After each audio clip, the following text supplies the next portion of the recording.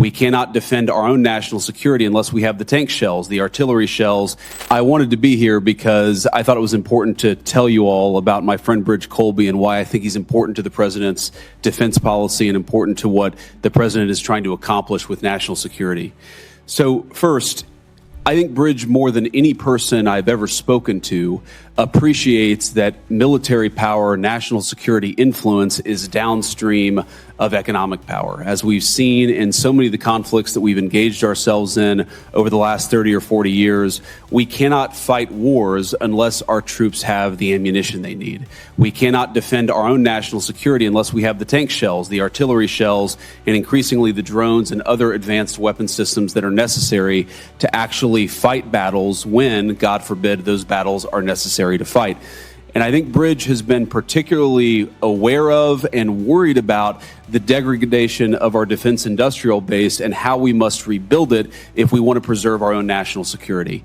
I've had many conversations with Bridge before I was a United States Senator, certainly before I was the Vice President of the United States, where in so many ways Bridge predicted what we would be talking about 4 years down the road, 5 years down the road, 10 years down the road. He saw around corners that very few other people were seeing around. That doesn't mean he's always right about every issue or that you'll agree with him on every issue. And I say that to both the Democrats and the Republicans on the committee.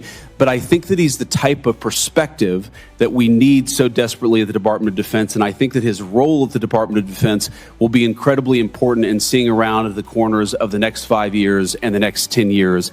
And that's one of the most important reasons why I think we should support his nomination at this great committee, but obviously support his confirmation in the United States Senate. Let me say a couple of other things about Bridge, and then I'll let you guys get on with the committee hearing. First of all, Bridge is a person of incredible integrity and intellect. His educational credentials are extraordinary. But to my Democratic friends, I think you also find he's a person who can actually work across the aisle. If you look at his long career in defense policy, he has said things that is, frankly, alienated Democrats and Republicans. He's also said things that I think both Democrats and Republicans would agree with. He obviously is a conservative. He obviously is the nominee of President Trump, and we nominated him because we think he's going to do a great job. But I think you'll find that he's the kind of guy that you can engage in meaningful conversation, whatever your agreement or disagreement with his views is. And again, that's one of the things that we need to bring to the Department of Defense. Bridge is a good guy. And I said this in the only other confirmation hearing that I actually introduced to guests of Secretary Lutnick.